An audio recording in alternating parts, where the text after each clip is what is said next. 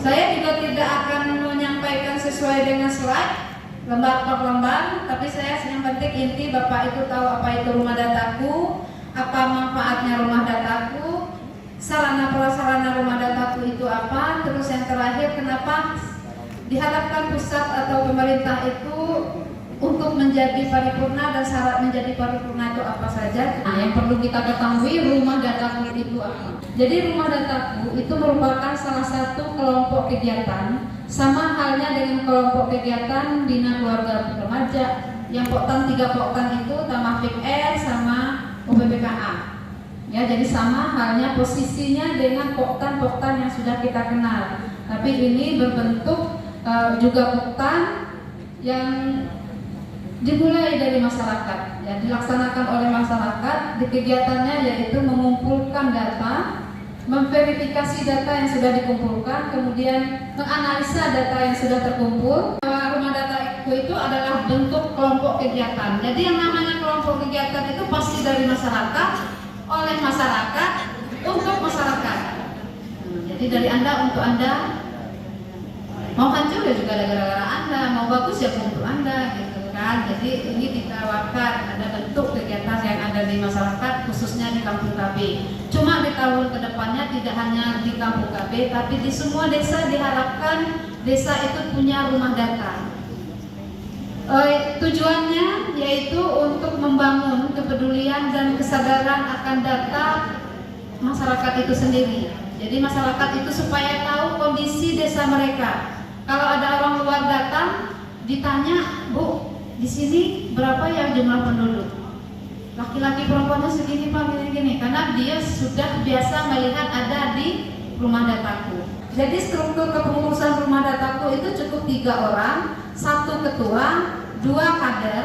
Nah, satunya kader pengolah, satunya kader pengelola. Kalau ada nanti lebih, mungkin karena penduduknya lebih luas, lebih banyak, daerahnya lebih luas, jangkauannya sudah jauh, itu silakan ditambah. Mungkin akan mempersulit dalam mengumpulkan data. Karena data itu di samping diambil dari hasil PK dari aplikasi rumah dataku, juga ada yang tidak tersedia di situ tapi dikumpul atau diamati langsung ke lapangan. Kegiatan pokok yang ada di rumah dataku itu ada 5. Yang pertama jelas tadi adalah mengumpulkan atau memperbaharui, updating data. Jadi kalau datanya bulan kemarin itu sudah ada perubahan dan perubahan di bulan yang baru itu dirubah. Kemudian mengolahnya. Arti mengolah data itu mungkin kadang-kadang kita ambil dari aplikasi dari rumah dataku itu tidak tersedia secara yang kita inginkan, tapi harus dikumpul-kumpul dulu. Oh, kita butuh ternyata anak usia 0 sampai 5 tahun, itu dikumpulkan dulu. Itu namanya mengolah. Jadi memilah-milah data. Ditunjuk siapa yang punya potensi dan siapa yang ikhlas tadi yang mau berkorban. Ayolah, rumah dataku, kita nih siapkan ini data ini, harus data ini. Nanti kalau ada apa-apa kita gampang, kita tinggal ngambil. Itu kalau kepala desanya sudah open minded. Sekarang seperti yang di awal kemarin saya sudah sampaikan bahwa target kita adalah Bapak Ibu ini. Ngantuk ya enggak?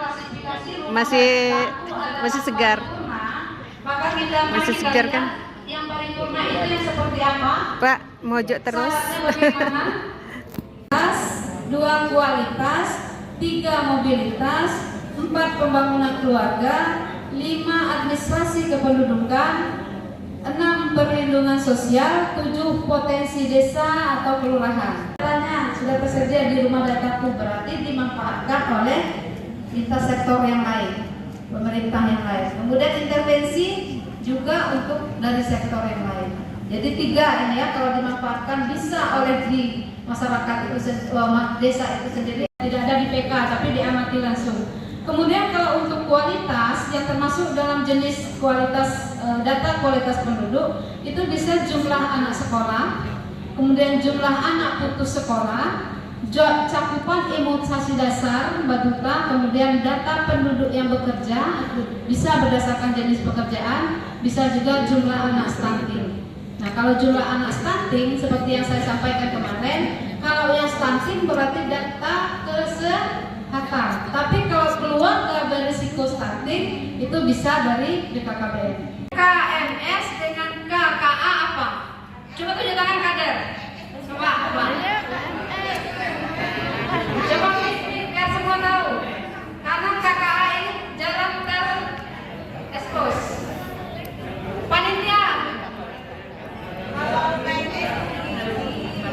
macam-macam ya Pak.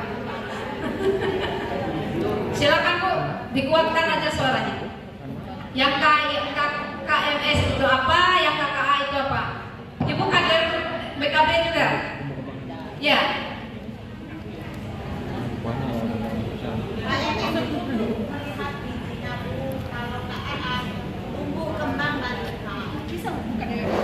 Kalau KKA itu kartu kembang anak itu kita mengukur anak itu bagaimana pertumbuhannya. Tadi yang apa namanya posyandu itu kan ada perkembangan anak itu lebih sehat. Apa yang berkembangnya apa? Yang berkembangnya itu apa yang dilihat di KMS? Ngomong KMS. Kalau KKA itu sepertinya ada tingkatannya kan. Kalau anak itu ada perubahan di setiap apakah anak 6 bulan itu bisa melangkah atau apa.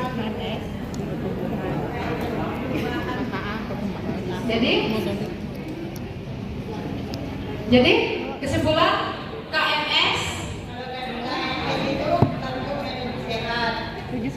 itu panjangnya kartu kembang anak. Ya, itu kepanjangan. Kesimpulannya KMS untuk melihat perkembangan